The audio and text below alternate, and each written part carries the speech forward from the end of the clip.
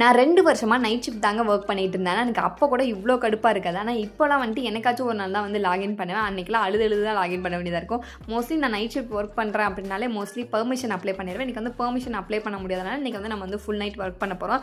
So அதனால் நீங்கள் இன்றைக்கி என்ன வீடியோ பார்க்க போகிறீங்கன்னா என்னோட நைட் ஷிஃப்ட் ரொட்டீனை தான் பார்க்க போகிறீங்க. என்னோட ஷிஃப்ட் டைமிங் பார்த்தீங்கன்னா ஈவினிங் 5:30 to மார்னிங் 2:30 வரைக்குமே இருக்கும். ஸோ ஈவினிங்கே லாகின் பண்ணி உட்காந்துச்சு 7 மணிக்கு மேலே நமக்கு கண்ணு வேறு தெரியாது.